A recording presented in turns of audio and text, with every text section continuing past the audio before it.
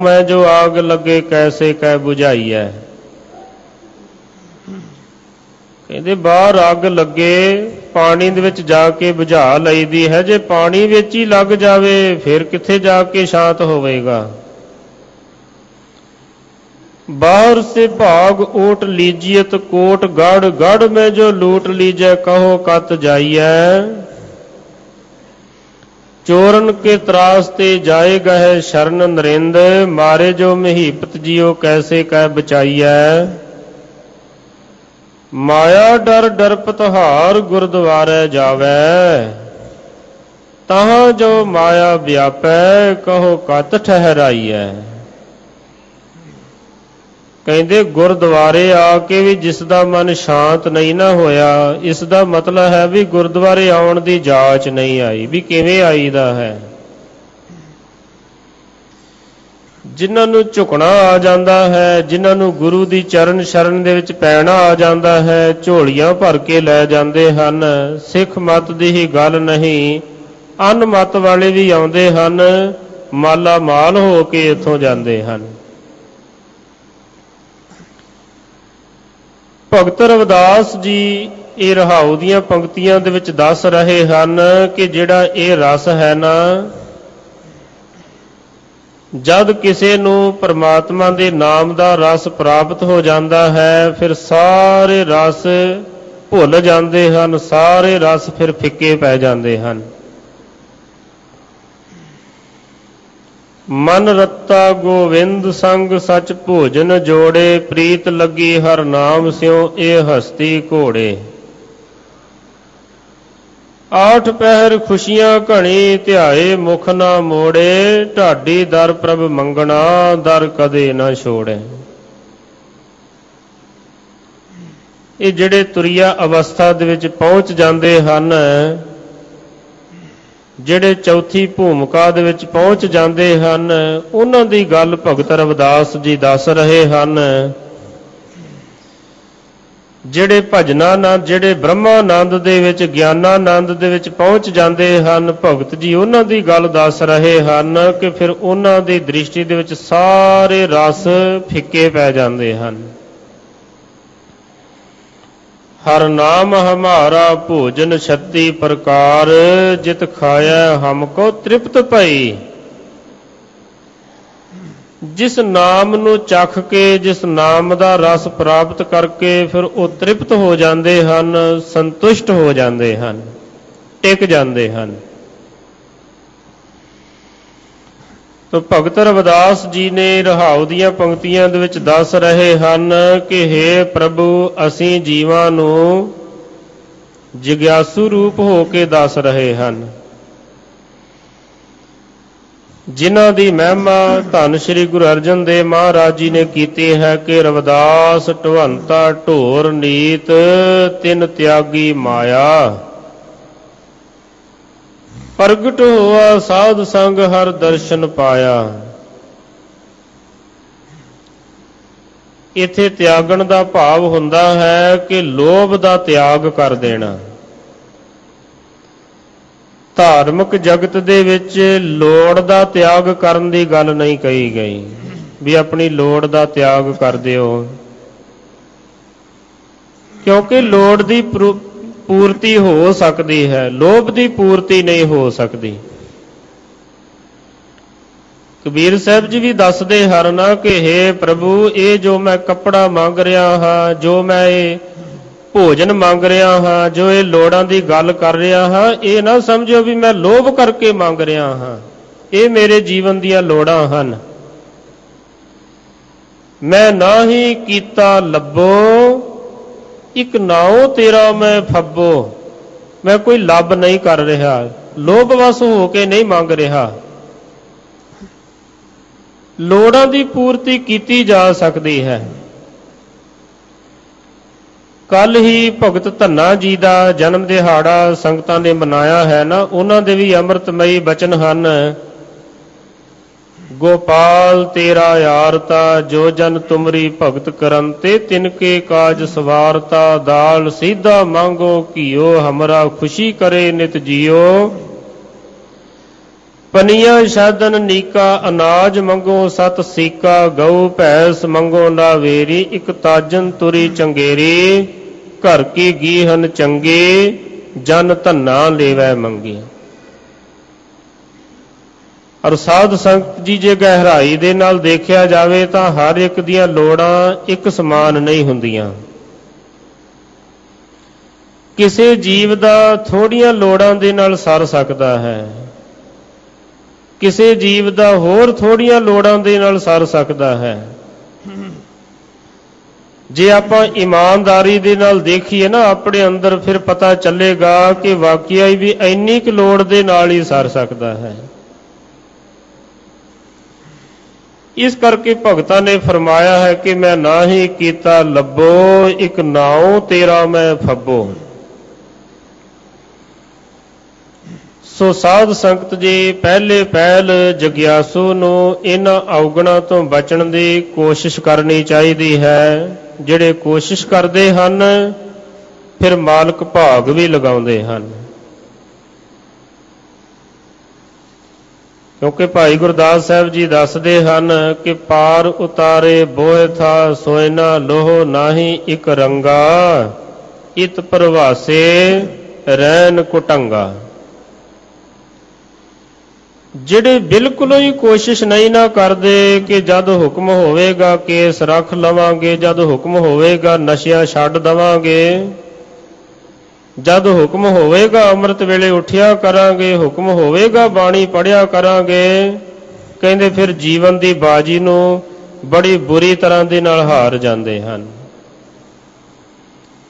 ਤਾਂ ਹੀ ਸਤਿਗੁਰਾਂ ਨੇ ਸਮਝਾਇਆ ਹੈ ਭਈ ਤੁਸੀਂ ਹਿੰਮਤ ਕਰੋ, ਤੁਸੀਂ ਉੱਦਮ ਕਰੋ, ਉੱਦਮ ਕਰੇਂਦਿਆਂ ਜੀਓ ਤੋਂ ਕਮਾਵਦਿਆਂ ਸੁਖ ਪੁੰਚ, ਧਿਆਏਂਦਿਆਂ ਤੋਂ ਪ੍ਰਭੂ ਮਿਲ, ਨਾਨਕ ਉਤਰੀ ਚਿੰਤ। ਸੋ ਭਗਤ ਜੀ ਦੱਸ ਰਹੇ ਹਨ, ਆਪਣੀ ਅਸਮਰੱਥਾ ਪ੍ਰਗਟਾ ਰਹੇ ਹਨ, ਸਾਨੂੰ ਸਮਝਾ ਰਹੇ ਹਨ ਕਿ ਕੋਸ਼ਿਸ਼ਾਂ ਦੇ ਬਾਵਜੂਦ ਹੇ ਪ੍ਰਭੂ ਅਸੀਂ ਤੁਹਾਡੇ ਨਾਮ ਦੇ ਰਸ ਨੂੰ ਜਾਣਿਆ ਨਹੀਂ, ਜਿਸ ਰਸ ਨੂੰ ਪ੍ਰਾਪਤ ਕਰਕੇ ਫਿਰ ਸੰਸਾਰ ਦੇ ਸਾਰੇ ਰਸ ਵਿਸਰ ਜਾਂਦੇ ਹਨ, ਭੁੱਲ ਜਾਂਦੇ ਹਨ, ਫਿੱਕੇ ਪੈ ਜਾਂਦੇ ਹਨ। ਆਓ ਜਿਸ ਜਿਸ ਤਰ੍ਹਾਂ ਭਗਤ ਜੀ ਸ਼ਬਦ ਦੇ ਵਿੱਚ ਸਾਨੂੰ ਸਮਝਾ ਰਹੇ ਹਨ, ਸ਼ਬਦ ਵਿਚਾਰ ਦੇ ਨਾਲ ਜੁੜਦਿਆਂ ਹੋਇਆਂ ਇੱਕ ਵਾਰੀ ਸਾਰੀ ਸੰਗਤ ਪਿਆਰ ਦੇ ਨਾਲ ਜਪੋ ਜੀ, ਸਤਿਨਾਮ ਸ੍ਰੀ ਵਾਹਿਗੁਰੂ ਜੀ। ਸਤਿਨਾਮ ਸ੍ਰੀ ਵਾਹਿਗੁਰੂ ਸਾਹਿਬ ਜੀ। ਦੁਲਭ ਜਨਮ ਪੁਨ ਫਲ ਪਾਇਓ, ਬਿਰਤਾ ਜਾਤ ਅਬ ਬੇਕੈ। ਭਗਤ ਰਵਿਦਾਸ ਜੀ ਦੱਸ ਰਹੇ ਹਨ ਕਿ ਇਹ ਜਿਹੜਾ ਮਨੁੱਖਾ ਜੀਵਨ, ਮਨੁੱਖਾ ਜਨਮ ਜੀਵ ਨੂੰ ਪ੍ਰਾਪਤ ਹੁੰਦਾ ਹੈ, ਉਹ ਐਵੇਂ ਨਹੀਂ ਪ੍ਰਾਪਤ ਹੋ ਜਾਂਦਾ। ਜਿਨ੍ਹਾਂ ਦੀ ਪੂਰਬਲੀ ਕੋਈ ਕਮਾਈ ਹੁੰਦੀ ਹੈ ਉਹਨਾਂ ਨੂੰ ਹੀ ਮਨੁੱਖੇ ਜੀਵਨ ਦੀ ਪ੍ਰਾਪਤੀ ਹੁੰਦੀ ਹੈ। ਭਾਵ ਕਿ ਸਾਰੇ ਮਨੁੱਖ ਮਰ ਕੇ ਫਿਰ ਅਗਲੇ ਜਨਮ ਦੇ ਵਿੱਚ ਮਨੁੱਖ ਨਹੀਂ ਬਣਦੇ।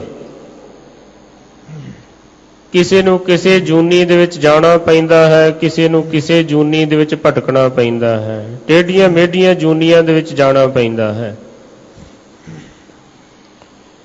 ਜਿਨ੍ਹਾਂ ਦੇ ਕੋਈ ਚੰਗੇ ਕਰਮ ਹੁੰਦੇ ਹਨ, ਸ਼ੁਭ ਕਰਮ ਹੁੰਦੇ ਹਨ, ਇਹ ਮਨੁੱਖਾ ਜਨਮ ਚੰਗੇ ਕਰਮਾਂ ਦਾ ਫਲ ਹੁੰਦਾ ਹੈ। ਗੁਰ ਸੇਵਾ ਤੇ ਭਗਤ ਕਮਾਈ, ਤਬ ਇਹ ਮਾਨਸ ਦੇਹੀ ਪਾਈ।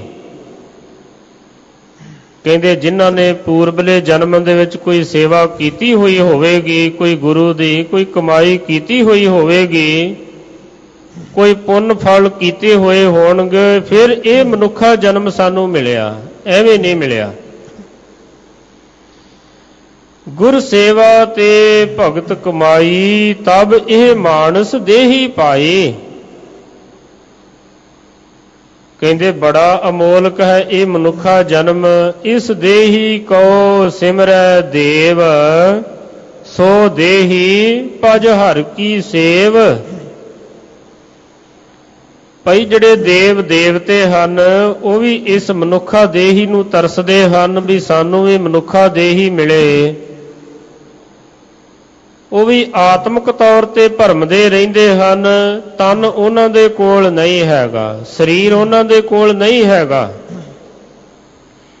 ਭਾਵੇਂ ਬੜੀਆਂ ਬੜੀਆਂ ਪਵਿੱਤਰ ਆਤਮਾਵਾਂ ਹਨ ਪਰ ਭਰਮਦੀਆਂ ਰਹਿੰਦੀਆਂ ਹਨ। ਇਸ ਕਰਕੇ ਮਨੁੱਖਾ ਦੇਹੀ ਨੂੰ ਦੇਵਤਿਆਂ ਦੇ ਨਾਲੋਂ ਵੀ ਮਹਾਨ ਆਖਿਆ ਹੈ ਵੀ ਇਹ ਦੇਵਤਿਆਂ ਨਾਲੋਂ ਵੀ ਮਹਾਨ ਹੈ। ਜੋ ਕੁਝ ਇਹ ਮਨੁੱਖ ਕਰ ਸਕਦਾ ਹੈ ਦੇਵਤੇ ਵੀ ਨਹੀਂ ਕਰ ਸਕਦੇ। ਇਸ ਦੇਹੀ ਕੋ ਸਿਮਰੈ ਦੇਵ, ਸੋ ਦੇਹੀ ਭਜ ਹਰਿ ਕੀ ਸੇਵ। ਭਜੋ ਗੋਬਿੰਦ ਭੂਲ ਮਤ ਜਾਹੋ, ਮਾਨਸ ਜਨਮ ਕਾ ਇਹੀ ਲਾਹੋ। ਇਹ ਮਨੁੱਖ ਜਨਮ ਦਾ ਇਹੀ ਲਾਭ ਹੈ ਕਿ ਇਸ ਮਨੁੱਖ ਜਨਮ ਨੂੰ ਪ੍ਰਾਪਤ ਕਰਕੇ ਕਹਿੰਦੇ ਪ੍ਰਮਾਤਮਾ ਦਾ ਭਜਨ ਕੀਤਾ ਜਾਵੇ।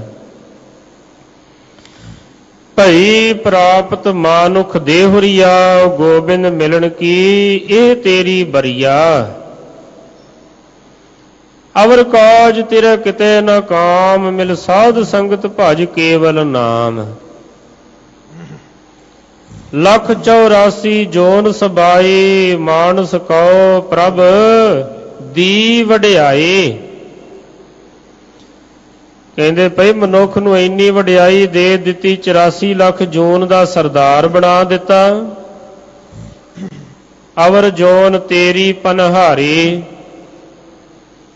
ਬੰਦਾ ਆਖੇ ਨਹੀਂ ਜੀ ਮੈਂ ਕੁਝ ਵੀ ਨਹੀਂ ਜੀ, ਮੈਂ ਕੀ ਕਰ ਸਕਦਾ। ਕਹਿੰਦੇ ਐਵੇਂ ਤਰਲੇ ਜਾਏ ਨਾ ਮਾਰਿਆ ਕਰੋ, ਬੜਾ ਕੁਝ ਦਿੱਤਾ ਹੈ ਪ੍ਰਮਾਤਮਾ ਨੇ। ਇਹ ਸੁੰਦਰ ਸਰੀਰ ਦੇ ਦਿੱਤਾ, ਇਸ ਦੀ ਵਰਤੋਂ ਸਹੀ ਕਰਨੀ ਚਾਹੀਦੀ ਹੈ। 184 ਜੋਨ ਸਬਾਈ, ਮਾਨਸ ਕਉ ਪ੍ਰਭ ਦੀ ਵਡਿਆਈ। ਇਸ ਪੌੜੀ ਤੇ ਜੋ ਨਰ ਚੂਕੈ, ਸੋ ਆਏ ਜਾਏ ਦੁਖ ਪਾਏਂਦਾ। ਕਹਿੰਦੇ ਪੌੜੀ ਦਿੱਤੀ ਸੀ ਵੀ ਇਸ ਦੇ ਉੱਪਰ ਚੜ੍ਹ ਕੇ ਤੂੰ ਵਾਹਿਗੁਰੂ ਜੀ ਦੇ ਘਰ ਤੱਕ ਅੱਪੜ ਜਾ, ਪਰ ਕਹਿੰਦੇ ਬੰਦਾ ਇਸ ਪੌੜੀ ਦੀ ਵਰਤੋਂ ਹੀ ਨਹੀਂ ਕਰਦਾ, ਚੜ੍ਹਦਾ ਹੀ ਨਹੀਂ, ਚੱਲਦਾ ਹੀ ਨਹੀਂ, ਸੋਚਦਾ ਹੀ ਰਹਿ ਜਾਂਦਾ ਹੈ। ਰਸਤੇ ਦੇ ਉੱਪਰ ਚੱਲਣ ਦੀ ਕੋਸ਼ਿਸ਼ ਹੀ ਨਹੀਂ ਕਰਦਾ। ਅਵਰ ਜੋਨ ਤੇਰੀ ਪਨਹਾਰੀ, ਬਾਕੀ ਸਾਰੀਆਂ ਜੂਨਾਂ ਕਹਿੰਦੇ ਤੇਰੀਆਂ ਪਾਣੀ ਭਰਨ ਵਾਲੀਆਂ ਹਨ। ਹਾਥੀ ਨੂੰ ਕੁੰਡੇ ਦੇ ਅੱਗੇ ਲਗਾ ਲੈਂਦਾ ਹੈ ਬੰਦਾ, ਸ਼ੇਰ ਨੂੰ ਪਿੰਜਰੇ ਦੇ ਵਿੱਚ ਪਾ ਲੈਂਦਾ ਹੈ ਬੰਦਾ। ਇੰਨੀ ਤਾਕਤ ਦਿੱਤੀ ਹੈ ਪ੍ਰਮਾਤਮਾ ਨੇ, ਇੰਨਾ ਬੁੱਧੀ ਦਾ ਬਲ ਦਿੱਤਾ ਹੈ। ਕਹਿੰਦੇ ਥੋੜੀ ਜੀ ਹੋਰ ਹਿੰਮਤ ਕਰ, ਪ੍ਰਮਾਤਮਾ ਦਾ ਭਜਨ ਕਰ। ਕਬਹੂ ਸਾਧ ਸੰਗਤ ਇਹ ਪਾਵੈ, ਇਸ ਅਸਥਾਨ ਤੇ ਬਾਹਰ ਨਾ ਆਵੈ। ਇਹ ਜਨਮ ਮਰਨ ਦਾ ਗੇੜਾ ਕੱਟਿਆ ਜਾ ਸਕਦਾ ਹੈ। ਬੜੇ ਪੁੰਨਾ ਕਰਕੇ ਕਹਿੰਦੇ ਇਹ ਦੇਹੀ ਪ੍ਰਾਪਤ ਹੋਏ, ਪਰ ਕਹਿੰਦੇ ਜਿਹੜਾ ਜੀਵ ਹੈ ਨਾ ਬਿਰਥਾ ਜਾਤ ਅਬ ਬੇਕੈ। ਰੂਹਾਨੀ ਗਿਆਨ ਤੋਂ ਬਗੈਰ ਇਹ ਮਨੁੱਖਾ ਜੀਵਨ ਕਹਿੰਦੇ ਵਿਅਰਥ ਚਲਿਆ ਜਾਂਦਾ ਹੈ। ਮਨੁੱਖ ਬੰਦਾ ਹੋ ਕੇ ਫਿਰ ਵੀ ਕਹਿੰਦੇ ਪਸ਼ੂਆਂ ਵਾਲੇ ਕਰਮ ਹੀ ਕਰਦਾ ਰਹਿੰਦਾ ਹੈ। ਕਰਤੂਤ ਪਸ਼ੂ ਕੀ ਮਾਨਸ ਜਾਤ, ਲੋਕ ਪਚਾਰਾ ਕਰੇ ਦਿਨ ਰਾਤ। ਬਾਹਰ ਭੇਖ ਅੰਤਰ ਮਲ ਮਾਇਆ, ਸ਼ਬਸ਼ ਨਾਹੇ ਕਛ ਕਰੇ ਛਪਾਇਆ। ਬਾਹਰ ਗਿਆਨ ਧਿਆਨ ਇਸ਼ਨਾਨ, ਅੰਤਰ ਵਿਆਪੈ ਲੋਭ ਸੁਆਨ। ਕਹਿੰਦੇ ਬਾਹਰੋਂ ਬੜਾ ਧਰਮੀ ਬਣ ਬਣ ਕੇ ਦਿਖਾਉਂਦਾ ਹੈ, ਅੰਦਰ ਲੋਭ ਰੂਪੀ ਕੁੱਤਾ ਭੌਂਕਦਾ ਰਹਿੰਦਾ ਹੈ ਹਮੇਸ਼ਾ ਹੀ। ਅੰਤਰ ਅਗਨ ਬਾਹਰ ਤਨ ਸੁਆ, ਗਲ ਪਾਥਰ ਕੈਸੇ ਤਰੈ ਅਥਾ। ਕਹਿੰਦੇ ਪੱਥਰਾਂ ਦੇ ਪਾਪਾਂ ਦੇ ਪੱਥਰ ਗਲੇ ਦੇ ਨਾਲ ਬੰਨ੍ਹ ਕੇ ਕਿਵੇਂ ਸੰਸਾਰ ਸਾਗਰ ਦੇ ਵਿੱਚੋਂ ਤਰ ਸਕਦਾ ਹੈ। ਜਿਵੇਂ ਵਿਦਵਾਨਾਂ ਦੇ ਬਚਨ ਆਉਂਦੇ ਹਨ, ਉਹ ਕਹਿੰਦੇ ਭੋਜਨ ਨਿੰਦਰਾ ਭੋਗ ਭੈ। ਇਹ ਪਸ ਪੁਰਖ ਸਮਾਨ, ਨਰਨ ਗਿਆਨ ਨਿਜ ਅਧਿਕਤਾ, ਗਿਆਨ ਬਿਨਾ ਪਸ਼ੂ ਜਾਨ। ਕਹਿੰਦੇ ਬਾਕੀ ਕਰਮ ਤਾਂ ਰਲਦੇ ਹਨ, ਭੋਜਨ ਪਸ਼ੂ ਵੀ ਕਰਦੇ ਹਨ, ਸਰੀਰ ਦੇ ਭੋਗ ਉਹ ਵੀ ਭੋਗਦੇ ਹਨ, ਸੌਂਦੇ ਉਹ ਵੀ ਹਨ। ਭੋਜਨ, ਨਿੰਦਰਾ, ਭੋਗ, ਭੈ, ਤਾਕਤਵਾਰ ਦੇ ਕੋਲੋਂ ਉਹ ਵੀ ਡਰਦੇ ਹਨ। ਕਹਿੰਦੇ ਚਾਰ ਗੱਲਾਂ ਤਾਂ ਰਲਦੀਆਂ ਹਨ। ਇਹ ਪਸ ਪੁਰਖ ਸਮਾਨ, ਇਹ ਸਮਾਨ ਹਨ ਇਹ ਚਾਰ ਗੱਲਾਂ। ਪਰ ਕਹਿੰਦੇ ਬੰਦੇ ਦੀ ਕੀ ਖੂਬੀ ਹੋਣੀ ਚਾਹੀਦੀ ਹੈ? ਦੱਸਦੇ ਹਨ ਕਿ ਨਰਨ ਗਿਆਨ ਨਿਜ ਅਧਿਕਤਾ। ਬੰਦੇ ਦੇ ਵਿੱਚ ਕਹਿੰਦੇ ਗਿਆਨ ਹੋਣਾ ਚਾਹੀਦਾ ਹੈ। ਕਿਹੜਾ ਗਿਆਨ? ਜਿਹੜਾ ਗਿਆਨ ਬੰਦੇ ਨੂੰ ਭਗਵਾਨ ਦੇ ਨਾਲ ਮਿਲਾ ਦੇਵੇ, ਪਰਮਾਤਮਾ ਦੇ ਨਾਲ ਮਿਲਾ ਦੇ। ਕਿਤਾਬੀ ਗਿਆਨ ਦੇ ਨਾਲ ਗੱਲ ਨਹੀਂ ਬਣਦੀ। ਜਿੰਨਾ ਚਿਰ ਤੱਕ ਕਿਸ ਨੂੰ ਅੰਦਰੋਂ ਗਿਆਨ ਨਾ ਮਿਲੇ, ਅਨੁਭਵੀ ਗਿਆਨ ਨਾ ਮਿਲੇ। ਬੜੇ ਬੜੇ ਗਿਆਨਵਾਨ ਠੋਕਰਾਂ ਖਾਂਦੇ ਰਹਿੰਦੇ ਹਨ ਜੀਵਨ ਦੇ ਵਿੱਚ ਬੜੀ ਬੁਰੀ ਤਰ੍ਹਾਂ ਦੇ ਨਾਲ। ਉਦੋਂ ਹੀ ਜੀਵਨ ਸਫਲ ਹੁੰਦਾ ਹੈ ਜਦੋਂ ਕਿਸੇ ਨੂੰ ਅਨੁਭਵੀ ਗਿਆਨ ਮਿਲਦਾ ਹੈ, ਅੰਦਰੋਂ ਗਿਆਨ ਮਿਲਦਾ ਹੈ। ਤੋ ਦੱਸਦੇ ਹਨ ਕਿ ਅਨੁਭਵੀ ਗਿਆਨ ਤੋਂ ਬਗੈਰ, ਰੂਹਾਨੀ ਗਿਆਨ ਤੋਂ ਬਗੈਰ ਇਹ ਅਮੋਲਕ ਜੀਵਨ ਜੀਵ ਦਾ ਵਿਅਰਥ ਜਾਂਦਾ ਰਹਿੰਦਾ ਹੈ। ਰਾਜੇ ਇੰਦਰ ਸਮ ਸਰਗ੍ਰਹਿ ਆਸਨ, ਬਿਨ ਹਰਿ ਭਗਤ ਕਹ ਕੇ ਲਿਖੈ। ਰਾਜੇ ਇੰਦਰ ਦੀ ਉਦਾਹਰਣ ਦੇ ਰਹੇ ਹਨ ਭਗਤ ਰਵਿਦਾਸ ਜੀ। ਕਹਿੰਦੇ ਦੇਖੋ ਘਰ ਦੇ ਵਿੱਚ ਕਿਸੇ ਗੱਲ ਦੀ ਕੋਈ ਕਮੀ ਨਹੀਂ, ਪਰ ਫਿਰ ਵੀ ਕਹਿੰਦੇ ਅਨੁਭਵੀ ਗਿਆਨ ਤੋਂ ਬਗੈਰ ਕਿਵੇਂ ਵਿਚਾਰਾ ਭਟਕਦਾ ਰਿਹਾ। ਗੌਤਮ ਤਪਾ ਅਹਲਿਆ ਇਸਤਰੀ ਤਿਸ ਦੇਖ, ਇੰਦਰ ਲੁਭਾਇਆ। ਸਹਿਸ ਸਰੀਰ ਚਿਹਨ ਭਗ ਹੋਏ, ਤਾਂ ਮਨ ਪਛੋਤਾਇਆ। ਉਹ ਵੀ ਵਿਚਾਰਾ ਝੂਰਦਾ ਹੀ ਰਿਹਾ, ਪਛਤਾਉਂਦਾ ਹੀ ਰਿਹਾ। ਕਹਿੰਦੇ ਜੇ ਇੰਦਰ ਵਰਗੇ ਘਰ ਦੇ ਵਿੱਚ ਸੁੱਖ ਸਾਧਨ ਹੋਣ, ਫਿਰ ਵੀ ਜੀਵਨ ਦੀ ਸਫਲਤਾ ਨਹੀਂ, ਪਰਮਾਤਮਾ ਦੇ ਨਾਮ ਦੀ ਲੋੜ ਹੈ। ਸੁਖ ਨਾਹੀ ਬਹੁਤਾ ਧਨ ਖਾਟੇ, ਸੁਖ ਨਾਹੀ ਪੇਖੇ ਨਿਰਤ ਨਾਟੇ।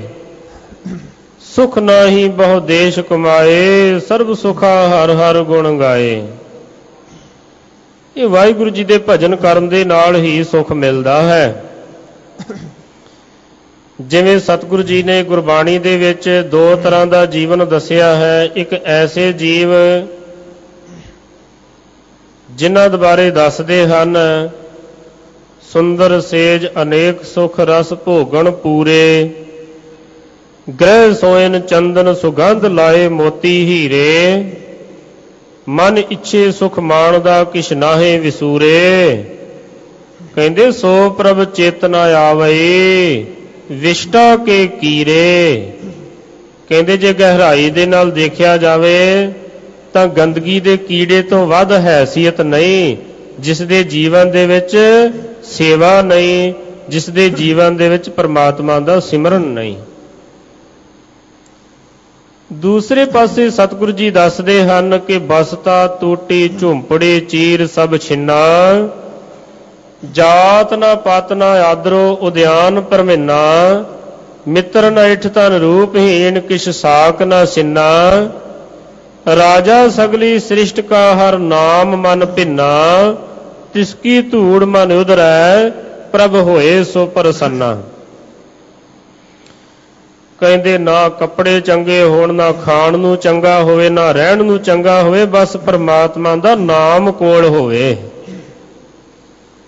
ਸਤਿਗੁਰੂ ਜੀ ਕਹਿੰਦੇ ਉਹ ਤਾਂ ਸਾਰੀ ਸ੍ਰਿਸ਼ਟੀ ਦਾ ਰਾਜਾ ਹੈ ਜਿਸ ਦਾ ਮਨ ਰੱਜ ਗਿਆ, ਜਿਹੜਾ ਲੋਭ ਤੋਂ ਬਚ ਗਿਆ, ਉਹ ਸਾਰੀ ਸ੍ਰਿਸ਼ਟੀ ਦਾ ਰਾਜਾ ਹੈ। ਰਾਜਾ ਸਗਲੀ ਸ੍ਰਿਸ਼ਟ ਕਾ। ਸੋ ਦੱਸ ਰਹੇ ਹਨ ਕਿ ਭਾਵੇਂ ਰਾਜੇ ਇੰਦਰ ਦੀ ਤਰ੍ਹਾਂ ਸੁੰਦਰ ਮਹਿਲ ਹੋਣ, ਸੁੰਦਰ ਸੁੰਦਰ ਪਲੰਗ ਹੋਣ, ਤਖਤ ਹੋਣ, ਪਰ ਬਿਨ ਹਰ ਭਗਤ ਕਹੋ ਕਿਹ ਲੇਖੈ। ਜੇਕਰ ਜੀਵਨ ਦੇ ਵਿੱਚ ਪਰਮਾਤਮਾ ਦੀ ਭਗਤੀ ਨਹੀਂ, ਬੰਦਗੀ ਨਹੀਂ, ਤਾਂ ਇਹ ਸਾਰਾ ਸਾਜੋ ਸਮਾਨ ਕਿਹੜੇ ਲੇਖੇ ਦੇ ਵਿੱਚ ਹੈ। ਸਾਰਾ ਕੁਝ ਛੱਡ ਕੇ ਹੀ ਬੰਦਾ ਚੱਲੇ ਜੁਆਰੀ ਦੋਏ ਹੱਥ ਝਾਰ। ਇੱਥੋਂ ਕਹਿੰਦੇ ਦੋਨੇ ਹੱਥ ਝਾੜ ਕੇ ਹੀ ਜਾਂਦਾ ਹੈ। ਨਾ ਵਿਚਾਰਿਆ ਰਾਜਾ ਰਾਮ ਕੋ ਰਸ।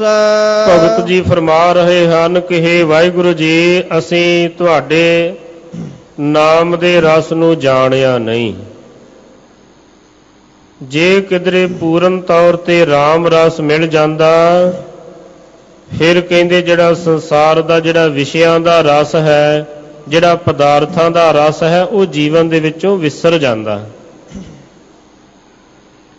ਭਗਤ ਉਹੀ ਹੈ, ਸੰਤ ਉਹੀ ਹੈ ਜਿਹੜਾ ਆਤਮਿਕ ਰਸ ਤੱਕ ਅੱਪੜ ਗਿਆ। ਬਾਕੀਆਂ ਨੂੰ ਸਾਧਕ ਆਖ ਲਓ, ਮਹਾਂਪੁਰਸ਼ ਆਖ ਲਓ, ਸਤਸੰਗੀ ਕਹਿ ਲਓ, ਪ੍ਰੇਮੀ ਕਹਿ ਲਓ, ਵੱਖਰੀ ਗੱਲ ਹੈ। ਸਾਧੂ ਉਹੀ ਹੈ, ਬ੍ਰਹਮ ਗਿਆਨੀ ਉਹੀ ਹੈ, ਸੰਤ ਉਹੀ ਹੈ ਜਿਹੜਾ ਰਾਮ ਰਸ ਤੱਕ ਅੱਪੜ ਗਿਆ, ਜਿਹੜਾ ਕਦੇ ਵਾਸਤੇ ਘਟਦਾ ਵੱਧਦਾ ਨਹੀਂ, ਜਿਹੜਾ ਇੱਕ ਰਸ ਰਹਿੰਦਾ ਹੈ, ਇੱਕ ਸਮਾਨ ਰਹਿੰਦਾ ਹੈ ਸਦਾ ਹੀ।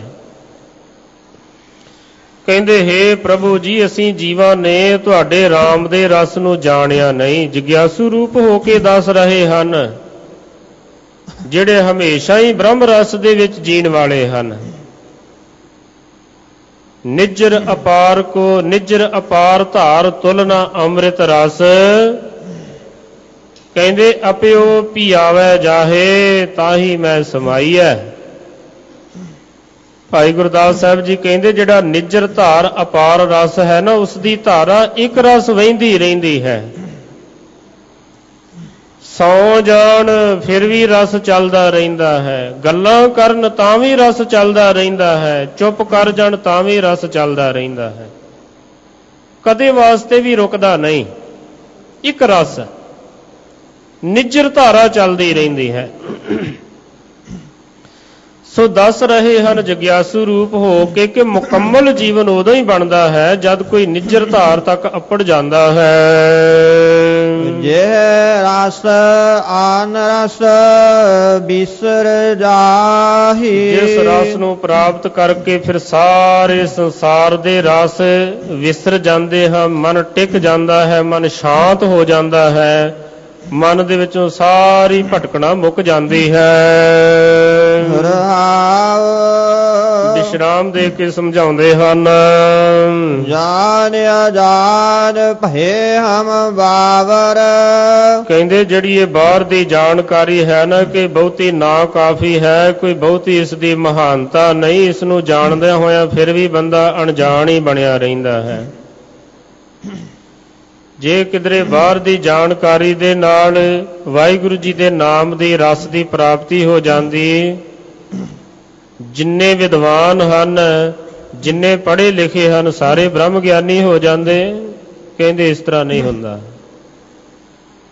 ਉਹ ਗਿਆਨ ਹੋਰ ਹੈ ਜਿਸ ਗਿਆਨ ਦੇ ਨਾਲ ਜੀਵਨ ਸਫਲਾ ਹੋ ਜਾਂਦਾ ਹੈ।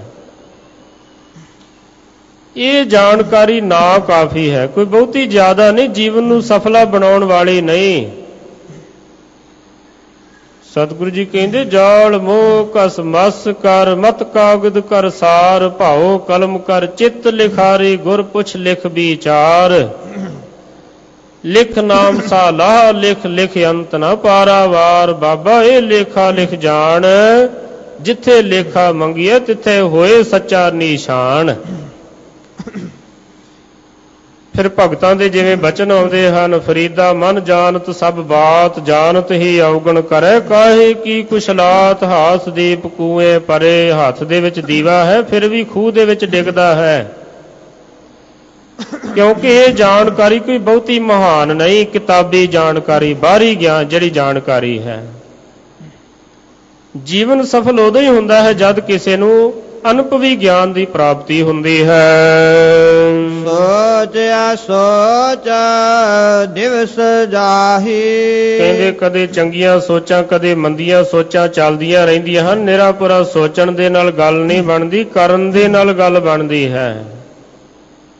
ਬੰਦਾ ਸੋਚਦਾ ਹੀ ਰਹੇ ਵੀ ਅੰਮ੍ਰਿਤ ਵੇਲੇ ਉੱਠਿਆ ਕਰਾਂਗੇ, ਨਾਮ ਜਪਿਆ ਕਰਾਂਗੇ, ਉੱਠੇ ਨਾ ਜਪੇ ਨਾ ਵੀ ਸੇਵਾ ਕਰਿਆ ਕਰਾਂਗੇ, ਕਰੇ ਹੈ ਹੀ ਨਾ। ਕਹਿੰਦੇ ਸੋਚਾਂ ਨੇ ਬੇੜਾ ਬੰਨੇ ਨਹੀਂ ਲਾਉਣਾ, ਕਰਨ ਦੇ ਨਾਲ ਗੱਲ ਬਣੇਗੀ। ਇਸੇ ਤਰ੍ਹਾਂ ਹੀ ਕਹਿੰਦੇ ਜੀਵਨ ਜਿਹੜਾ ਹੈ ਨਾ, ਵਹਿਤੀ ਜਾਤ ਕਦੇ ਦ੍ਰਿਸ਼ਟ ਨਾ ਧਾਰਤ, ਮਿਥਿਆ ਮੋਹ ਬੰਧੇ ਨਿਤ ਪਾਰ ਚ। ਇਹ ਜੀਵਨ ਦੀ ਨਦੀ ਇਸੇ ਤਰ੍ਹਾਂ ਹੀ ਵਹਿੰਦੀ ਜਾਂਦੀ ਹੈ। ਇੰਦਰੀ ਸਬਲ ਨਿਬਲ ਵਿਵੇਕ ਬੁੱਧ, ਪਰਮਾਰਥ ਪਰਵੇਸ਼ ਨਹੀਂ। ਇਹ ਜਿਹੜੀਆਂ ਇੰਦਰੀਆਂ ਹਨ, ਅੱਖਾਂ ਹਨ, ਕੰਨ ਹਨ, ਨੱਕ ਹੈ, ਰਸਨਾ ਹੈ, ਸਰੀਰ ਹੈ, ਕਹਿੰਦੇ ਔਗਣਾ ਵਾਸਤੇ ਤਾਂ ਬੜੀਆਂ ਸਬਲ ਹਨ, ਬੜਾ ਇਹਨਾਂ ਦੇ ਵਿੱਚ ਬਲ ਆ ਜਾਂਦਾ ਹੈ।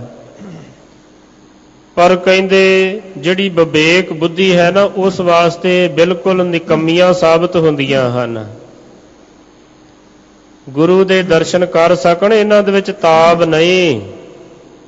ਗੁਰੂ ਦੇ ਬਚਨਾਂ ਨੂੰ ਗਹਿਰਾਈ ਦੇ ਨਾਲ ਕਿਧਰੇ ਸੁਣ ਸਕਣ, ਇਹਨਾਂ ਕੰਨਾਂ ਦੇ ਵਿੱਚ ਤਾਬ ਨਹੀਂ, ਸਬਲ ਨਹੀਂ, ਇਹਨਾਂ ਦੇ ਵਿੱਚ ਬਲ ਨਹੀਂ। ਜੇ ਕਿਧਰੇ ਕੋਈ ਸੁਣ ਲਵੇ, ਸੁਣਿਆ ਸਿੱਧ ਪੀਰ ਸੁਰਨਾਥ, ਸੁਣਿਆ ਧਰਤ ਧਵਲ ਆਕਾਸ਼, ਸੁਣਿਆ ਦੀਪ ਲੋ ਪਾਤਾਲ, ਸੁਣਿਆ ਪੋਹਿ ਨ ਸਕੈ ਕਾਲ, ਨਾਨਕ ਭਗਤਾਂ ਸਦਾ ਵਿਗਾਸ, ਸੁਣਿਆ ਦੁਖ ਪਾਪ ਕਾ ਨਾਸ਼। ਫਿਰ ਸਾਰੇ ਦੁੱਖਾਂ ਪਾਪਾਂ ਦਾ ਨਾਸ਼ ਹੋ ਜਾਵੇ। ਇਸ ਕਰਕੇ ਸ਼ੁਭ ਗੁਣਾਂ ਵਾਸਤੇ ਇਹ ਨਿਰਬਲ ਹਨ। ਕਹੀਅਤ ਆਨ ਅਤਰੀਅਤ ਆਨ ਕਸ, ਸਮਝਣਾ ਪਰੇ ਅਪਰ ਮਾਇਆ। ਕਹਿੰਦੇ ਜੋ ਅਸੀਂ ਜ਼ੁਬਾਨ ਤੋਂ ਕਹਿੰਦੇ ਹਾਂ, ਜੋ ਸਾਡੀ ਕਥਨੀ ਹੈ, ਉਹ ਸਾਡਾ ਆਚਾਰ ਨਹੀਂ। ਸਾਡੀ ਕਥਨੀ ਹੋਰ ਹੈ, ਸਾਡੀ ਕਰਨੀ ਹੋਰ ਹੈ। ਇਸ ਤਰ੍ਹਾਂ ਇਹ ਭੁੱਲ ਗਲਤੀ ਮੰਨਣ ਦੀ ਸਾਨੂੰ ਜਾਂਚ ਸਿਖਾਲ ਰਹੇ ਹਨ ਵੀ ਮੰਨ ਲੈਣੀ ਚਾਹੀਦੀ ਹੈ, ਫਿਰ ਉਸੇ ਵਕਤ ਰਸਤਾ ਖੁੱਲ ਜਾਂਦਾ ਹੈ। ਸਤਿਗੁਰ ਬਖਸ਼ਿੰਦ ਹਨ, ਉਸੇ ਵਕਤ ਹੀ ਮਿਹਰਾਂ ਕਰ ਦਿੰਦੇ ਹਨ ਜਦ ਕੋਈ ਆਪਣੀ ਭੁੱਲ ਗਲਤੀ ਨੂੰ ਕਬੂਲ ਕਰ ਲੈਂਦਾ ਹੈ। ਕਹਿੰਦੇ ਜੋ ਅਸੀਂ ਬਿਆਨ ਕਰਦੇ ਹਾਂ, ਜੋ ਅਸੀਂ ਕਹਿੰਦੇ ਹਾਂ, ਸਾਡਾ ਉਸ ਤਰ੍ਹਾਂ ਦਾ ਆਚਾਰ ਨਹੀਂ ਜੀ। ਰਵਿਦਾਸ ਦਾਸ ਦਾਸ ਮਤ, ਪਰ ਹਰਿ ਕੋਪ ਕਰੋ ਜੀ ਦਇਆ। ਭਗਤ ਰਵਿਦਾਸ ਜੀ ਫਰਮਾ ਰਹੇ ਹਨ ਕਿ ਤੁਹਾਡੇ ਦਾਸ ਦੀ ਮਤ ਉਦਾਸ ਹੈ, ਇਸ ਕਰਕੇ ਗੁੱਸਾ ਛੱਡ ਕੇ ਸਾਡੇ ਉੱਪਰ ਕਿਰਪਾ ਕਰੋ। ਜੇ ਲੇਖੇ ਜੋਖੇ ਦੇ ਵਿੱਚ ਪਵੋਗੇ, ਫੇਰ ਤਾਂ ਸਾਡਾ ਕਦੇ ਵੀ ਭਲਾ ਨਹੀਂ ਹੋ ਸਕਦਾ। ਬਸ ਤੁਸੀਂ ਕਿਰਪਾ ਕਰੋ, ਰਹਿਮਤ ਕਰੋ। ਇਹ ਭਗਤੀ ਕਰ ਕਰਕੇ, ਜਪ ਤਪ ਕਰ ਕਰਕੇ ਇਸ ਤਰ੍ਹਾਂ ਦੀ ਅਰਦਾਸ ਕਰਨੀ ਹੁੰਦੀ ਹੈ। ਇਹ ਨਹੀਂ ਵੀ ਐਵੇਂ ਹਰ ਕੋਈ ਜਣਾ ਖਣਾ ਕਹਿ ਦੇਵੇ ਵੀ ਕਿਰਪਾ ਕਰ ਦਿਓ, ਐਵੇਂ ਕਿਰਪਾ ਨਹੀਂ ਮਿਲਦੀ। ਕਹਿੰਦੇ ਲੇਖੇ ਕਤੇ ਨਾ ਛੂਟੀਐ, ਖਿਨ ਖਿਨ ਭੂਲਣ ਹਾਰ, ਬਖਸ਼ਣ ਹਾਰ ਬਖਸ਼ ਲੈ, ਨਾਨਕ ਪਾਰ ਉਤਾਰ। ਕਿਉਂਕਿ ਜਿਹੜੇ ਪਰਮਾਰਥ ਦੇ ਰਸਤੇ ਦੇ ਉੱਪਰ ਚੱਲਣ ਵਾਲੇ ਹੁੰਦੇ ਹਨ, ਛੋਟੀ ਤੋਂ ਛੋਟੀ ਕਮੀ, ਛੋਟੀ ਤੋਂ ਛੋਟੀ ਕਮਜ਼ੋਰੀ ਵੀ ਉਹਨਾਂ ਨੂੰ ਪਹਾੜ ਦੀ ਤਰ੍ਹਾਂ ਪ੍ਰਤੀਤ ਹੁੰਦੀ ਹੈ। ਇਸ ਕਰਕੇ ਬੇਨਤੀ ਕਰਦੇ ਹਨ ਵੀ ਇਹ ਮਾਟੀ ਕਾ ਕਿਆ ਧੋਪੈ ਸੁਆਮੀ, ਮਾਨਸ ਕੀ ਗਾਤੇ ਹੀ, ਕਿਰਪਾ ਕਰੋ ਦੀਨ ਕੇ ਦਾਤੇ, ਮੇਰਾ ਗੁਣ ਅਵਗੁਣ ਨਾ ਵਿਚਾਰੋ ਕੋਈ। ਸਤਿਗੁਰੂ ਪਾਤਸ਼ਾਹ ਮਹਾਰਾਜ ਸਾਹਿਬ ਜੀ ਕਿਰਪਾ ਕਰਨ, ਰਹਿਮਤ ਕਰਨ। ਬਹੁਤ ਭਾਵਪੂਰਤ ਸ਼ਬਦਾਂ ਰਾਹੀਂ ਭਗਤ ਰਵਿਦਾਸ ਜੀ ਨੇ ਸਾਨੂੰ ਸਮਝਾਇਆ ਹੈ ਵੀ ਇਹ ਅਮੋਲਕ ਜੀਵਨ ਕਿਧਰੇ ਅਜਾਈ ਨਾ ਚਲਿਆ ਜਾਵੇ, ਪੁੰਨਾਂ ਦੇ ਫਲ ਕਰਕੇ ਪ੍ਰਾਪਤ ਹੋਇਆ ਹੈ। ਇਸ ਨੂੰ ਸਹੀ ਰਸਤੇ ਦੇ ਉੱਪਰ ਚਲਾਉਣਾ ਚਾਹੀਦਾ ਹੈ। ਸਤਿਗੁਰੂ ਸਾਹਿਬ ਜੀ ਕਿਰਪਾ ਕਰਨ। ਸ਼ੁਭ ਸਿੱਖਿਆ, ਸ਼ੁਭ ਉਪਦੇਸ਼ ਸਾਡੇ ਜੀਵਨ ਦਾ ਹਿੱਸਾ ਬਣੇ। ਹੋਈਆਂ ਬੇਅੰਤ ਭੁੱਲਾਂ ਚੁੱਕਾਂ ਦੀ ਖਿਮਾ ਜੀ। ਸਮੂਹ ਸੰਗਤਾਂ ਦਾ, ਸਮੂਹ ਪ੍ਰਬੰਧਕਾਂ ਦਾ ਹਾਰਦਿਕ ਧੰਨਵਾਦ। ਆਨ ਅਚਰੀਅਤ ਅਨਕਸ਼, ਸਮਝਣਾ ਪਰੇ ਅਪਰ ਮਾਇਆ। ਕਹਿ ਰਵਿਦਾਸ ਦਾਸ ਦਾਸ ਮਤ, ਪਰ ਹਰ ਕੋਪ ਕਰੋ ਜੀ ਦਇਆ। ਵਾਹਿਗੁਰੂ ਜੀ ਕਾ ਖਾਲਸਾ, ਵਾਹਿਗੁਰੂ ਜੀ ਕੀ ਫਤਿਹ।